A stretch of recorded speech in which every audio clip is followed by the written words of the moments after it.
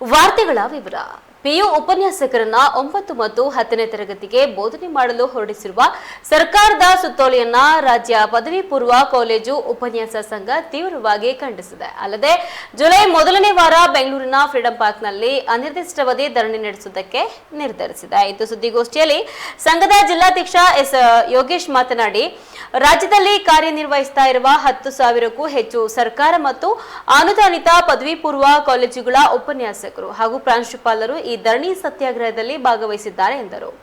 ಇನ್ನು ಸರ್ಕಾರದ ಕರಡು ಸುತ್ತೋಲೆ ವಿರೋಧಿಸಿ ಜೂನ್ 22ರಂದು ರಾಜ್ಯದಾದ್ಯಂತ ಪತ್ರ ಚಳವಳಿಯನ್ನ ಆರಂಭಿಸಿದ್ದೇವೆ. ಎಲ್ಲಾ ಕಡೆ ಒಳ್ಳೆಯ ಪ್ರತಿಕ್ರಿಯೆ ಸಿಕ್ಕಿದೆ. ಸರ್ಕಾರ ಇದಕ್ಕೆ ಸ್ಪಂದಿಸದೇ ಇದ್ರೆ ಅನಿರ್ದಿಷ್ಟ ಧರಣಿ ಶುರು ಆಗಲಿದೆ. ಹಾಗೆಯೇ ಮುಂದೆ ತರಗತಿಗಳನ್ನ ಅನಿರ್ದಿಷ್ಟಾವಧಿ ಬಹಿಷ್ಕರಿಸಿ ಹೋರಾಟಕ್ಕೆ ಇಳಿಬೇಕಾಗ್ತದೆ ಎಂದರು. ಇನ್ನು ಪ್ರಥಮ ಮತ್ತು ದ್ವಿತೀಯ ಪಿಯುಸಿ ವಿದ್ಯಾರ್ಥಿಗಳಿಗೆ ಬೋಧನೆ ಮಾಡಲು ವಿಶೇಷ ಶಿಕ್ಷಣದ ಸ್ವತಂತ್ರ ಅಸ್ಮಿತೆಯನ್ನೇ ಹಾಳು ಮಾಡಲು ಕ್ರಮ ಆಗಿದೆ ಎಂದರು. ಇನ್ನು ಉಪನ್ಯಾಸಕರ ಸ್ವತಂತ್ರ ವೃಂದದ ಅಸ್ತಿತ್ವ ಹಾಗೂ ಗೌರವವನ್ನು ರಕ್ಷಿಸಬೇಕು. ಪದವಿ ಪೂರ್ವ ಶಿಕ್ಷಣದಲ್ಲಿನ ಶೈಕ್ಷಣಿಕ ಶ್ರೇಷ್ಠತೆ ಮತ್ತು ವಿಷಯ ಪರಿಣತಿಯನ್ನ ಕಾಪಾಡಬೇಕು. ವಿಷಯವನ್ನ ಸಮಗ್ರವಾಗಿ ಅಧ್ಯಯನ ಮಾಡುವುದಕ್ಕೆ ಉನ್ನತ ಮಟ್ಟದ ತಜ್ಞರ ಸಮಿತಿಯನ್ನ ರಚಿಸಬೇಕು ಎಂದರು. ಪದವಿ ಪೂರ್ವ ಶಿಕ್ಷಣ ಇಲಾಖೆ ಬರಬಾರದು ಅನ್ನೋ ಕಾರಣಕ್ಕೋಸ್ಕರ ಒಂದು ಹೋರಾಟವನ್ನು ನಾವು ಪ್ರಾರಂಭ ಮಾಡಿದ್ವಿ. ಈ ಒಂದು ಸಂದರ್ಭದಲ್ಲಿ ಈ ಶಿವಮೊಗ್ಗ ನೆಲದಲ್ಲಿ ಹೊತ್ತದಂಥ ಕಿಚ್ಚನ್ನು ನಿಜಕ್ಕೂ ಕೂಡ ನೀವು ರಾಜ್ಯವ್ಯಾಪಿ ಪ್ರಸಾರ ಮಾಡಿ ಆ ಒಂದು ಆದೇಶವನ್ನು ಹಿಂಪಡೆಯುವಂತೆ ಮಾಡಿದಂಥ ಘನ ಶ್ರೇಯಸ್ಸು ತಮ್ಮೆಲ್ಲರಿಗೂ ಕೂಡ ಸಂದಾಯವಾಗುತ್ತೆ. ಹಾಗಾಗಿ ಇಡೀ ರಾಜ್ಯಕ್ಕೆ ನೀವು ಇನ್ನು ಮುಂದೆ ಪದವಿ ಪೂರ್ವ ಶಿಕ್ಷಣ ಇಲಾಖೆನ ಹಿಂದೆ ಇದ್ದಂಥ ಪದವಿ ಪೂರ್ವ ಶಿಕ್ಷಣ ಇಲಾಖೆಯನ್ನು ಶಾಲಾ ಶಿಕ್ಷಣ ಇಲಾಖೆ ಅಂತ ಹೇಳಿ ಪದವಿ ಪೂರ್ವ ಅಂತೇಳಿ ಬ್ರಾಕೆಟ್ಟಿಗೆ ಬಂದುಬಿಟ್ಟಿದೆ ನಮ್ಮ ಇಲಾಖೆ. ಇವತ್ತು ತಾವೆಲ್ಲ ಪ್ರಥಮ ಪಿ ಯು ಸಿ ದ್ವಿತೀಯ ಪಿ ಯು ಸಿಯನ್ನು ಓದಂಥವ್ರು, ಅದರದ್ದೇ ಆದಂಥ ವಿಶೇಷವಾದಂಥ ಸ್ಥಾನಮಾನವನ್ನು ತಾವು ಕಂಡುಕೊಂಡಂಥವ್ರು ಇವತ್ತು ಅದು ನಿಧಾನವಾಗಿ ತನ್ನ ಅಸ್ತಿತ್ವವನ್ನು ಇವತ್ತು ಕಳ್ಕೊಳ್ತಾ ಇದೆ. ಈಗ ಈ ಒಂದು ಪದವಿ ಪೂರ್ವ ಶಿಕ್ಷಣ ಇಲಾಖೆಗೆ ಮತ್ತೊಂದು ಮರ್ಮಾಘಾತವನ್ನು ನೀಡುವಂತಹ ಒಂದು ಪ್ರಸ್ತಾವನೆ ಜಾರಿಯಲ್ಲಿದೆ.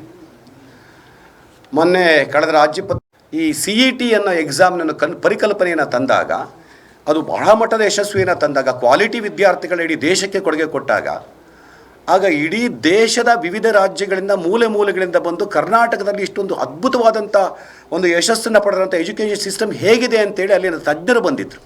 ಶಿಕ್ಷಕರ ಕ್ಷೇತ್ರದಿಂದ ಇದ್ದಾರೆ, ಇನ್ನು 7 ಜನ ಶಾಸಕರು ಪದವೀಧರ ಕ್ಷೇತ್ರದಿಂದ ಬಂದಿದ್ದಾರೆ. ಇವರ ಯಾರನ್ನೂ ಕೂಡ ಕನ್ಸಲ್ಟ್ ಮಾಡಿಲ್ಲ. ಅವರಿಗೆ ಜನಗಳು ಬೇಡ. ನಾವು ಸ್ಟೇಕ್ ಹೋಲ್ಡರ್ಸ್ ಸರ್, ನಾವು ಸ್ಟೇಕ್ ಹೋಲ್ಡರ್ಸ್, ಅದರ ಭಾಗ.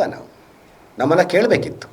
ಅಟ್ಲೀಸ್ಟ್ ಉಪನ್ಯಾಸಕ್ಕೆ ಇದು ಸರಿ ಆಗ್ತಿದೆಯೋ ಇಲ್ಲೋ ಅಂತೇಳಿ ಯಾವ ಮಾಧ್ಯಮದವ್ರನ್ನೂ ಕೇಳದೆ, ಯಾವ ಜನಾಭಿಪ್ರಾಯವನ್ನು ಕೂಡ ರೂಪಿಸ್ಕೊಳ್ದೆ, ಯಾವ ರೀತಿಯಂಥ ಅಧಿಕಾರಿಗಳು, ಶಾಸಕರು, ಜನಪ್ರತಿನಿಧಿಗಳು ಇವರು ಯಾರನ್ನೂ ಕೂಡ ಕೇಳದೆ ಏಕಾಏಕಿ ರಾಜ್ಯ ಹೇಗೆ ಅಂದರೆ ಒಂದು ಕೊಂಡಿ ಇದ್ದ ಹಾಗಿದು. ಉನ್ನತ ಶಿಕ್ಷಣಕ್ಕೆ ಮಧ್ಯವಾಗಿ ಒಂದು ಕೊಂಡಿ ಇರ್ತದೆ. ಇದು ಉಪನ್ಯಾಸಕರಾಗೇ ಸೇರ್ತೀವಿ. ಬಹಳಷ್ಟು ಜನ 90% ಉಪನ್ಯಾಸಕರಾಗೇ ನಿವೃತ್ತಿ ಹೊಂದ್ತಾರೆ. ಎಲ್ಲ ಒಂದು 5ರಿಂದ 10% ಪ್ರಿನ್ಸಿಪಾಲ್ರಾಗಿ ಹೋಗ್ತಾರೆ. ಒಂದು ಕಡೆ ಪದೋನ್ನತಿ ಇಲ್ಲ, ಬಡ್ತಿ ಇಲ್ಲ. ಅದರ ಜೊತೆಗೆ ಏನು ಅಂದರೆ ಇದು ಒಂಥರ ಹಿಂಬಡ್ತಿ. ಸರ್, ಯಾರಿಗೆ ಹಿಂಬಡ್ತಿ ಕೊಡ್ತಾರೆ? ಹಿಂಬಡ್ತಿ ಕೊಡೋಂಥದ್ದು ಇದು ಪನಿಷಬಲ್. ಯಾಕೆ ಡಿಗ್ರಿ ಕಾಲೇಜಿಗೆ ಕಳಿಸ್ತೀವಿ ಅನ್ನೋ ಒಂದು ಹೇಗೆ ನಮ್ಮನ್ನು ಎನ್ಕರೇಜ್ ಮಾಡುವಂಥ ಒಂದು ವಿಧಾನವೇ ಬೇರೆ. ನಿಮ್ಮನ್ನು ಇವೆಲ್ಲ ಕ್ವಾಲಿಫಿಕೇಷನ್ ತೊಗೊಂಡಿದ್ದಕ್ಕೆ, ಇಷ್ಟು ವರ್ಷ ನಿಮ್ಗೆ ಸರ್ವಿಸ್ ಆಗಿದ್ದಕ್ಕೆ ಬನ್ನಿ 9 ಪಾಠ ಮಾಡಿ ಅನ್ನೋದು. ಮುಂದಿನ ಹಂತಕ್ಕೆ ಬರ್ತೀವಿ ಸರ್. ಈಗ ನಾವಿಲ್ಲಿ ಪತ್ರ ಚಳವಳಿ ಮುಗಿತು. ಪತ್ರ ಚಳವಳಿ ಮಾಡ್ತಾರೆ. ನಾವು ಮಾಧ್ಯಮದ ಮೂಲಕ ಜನತೆಯನ್ನು ತಲುಪಿಸೋಂಥ ಕೆಲಸವನ್ನು ನಾವು ಇಲ್ಲ. ಮಾಧ್ಯಮದ ಮೂಲಕ ಜನರನ್ನು ತಲುಪಿದವು ಆಗಂಥದ್ದು. ಇವತ್ತು ನಮ್ಮ ರಾಜ್ಯದಲ್ಲೂ ಕೂಡ ಬದಲಾಗ್ತಿರೋದು ಫಂಡಿಂಗ್ಗೋಸ್ಕರ.